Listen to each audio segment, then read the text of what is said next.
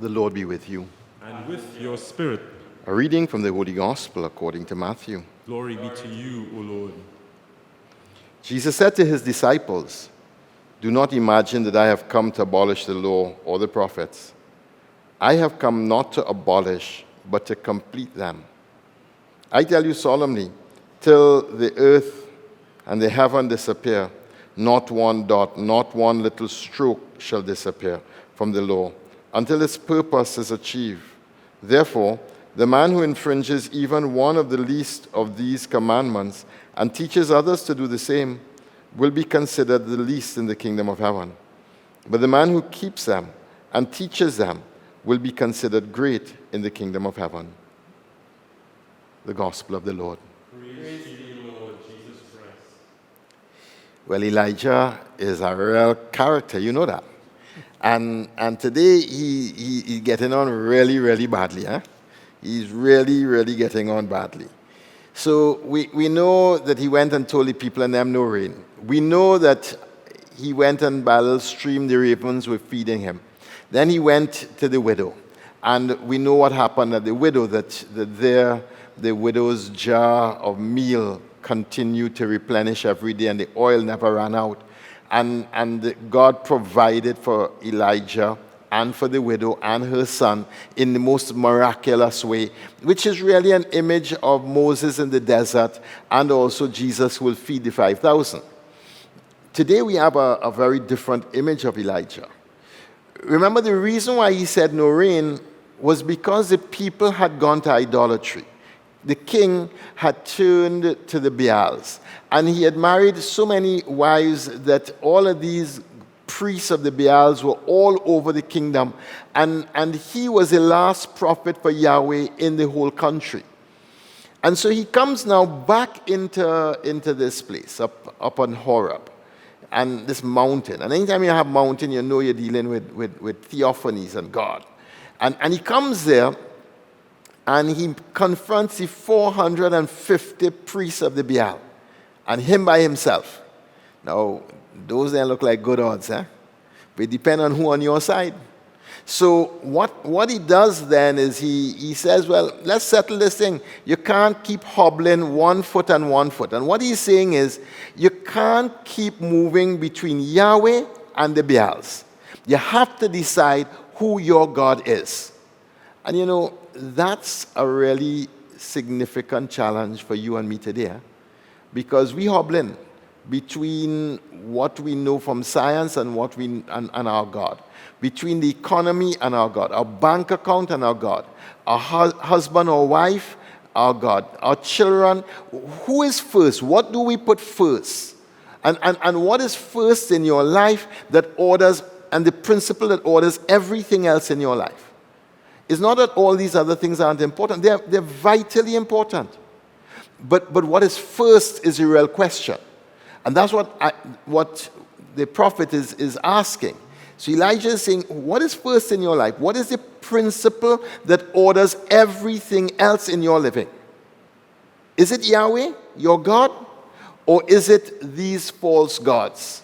Now, the gods of the Baals, the gods of the Baals, they were the gods of the weather and of thunder and so on. And they are the gods who are supposed to be so important because there's so many of them in the country. And Yahweh had been forgotten more and more and more. And the more Yahweh had been forgotten, the worse things went. And what we have here is a great showdown.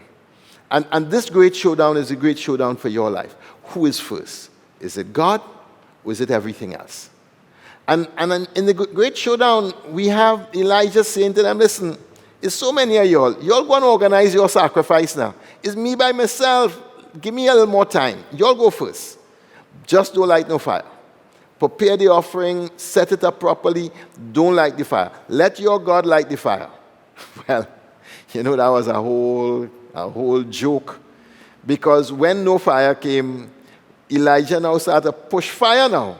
He said, well, maybe, you know, these gods, how they could operate, maybe he asleep or something. Why not shout a little louder, see if you could wake him up. And he's just provoking them with stupidity, provoking them, because he's making a point. The point is that who they worship was no God at all. And that was his point. It's not that they were asleep. It's not that the God was absent on a vacation. It is that there was no God at all. And when after they gashed themselves, they jump up and down, they fought, they did all these things, nothing happened. Elijah said, all right, here's what. It's me by myself. Give me a little help.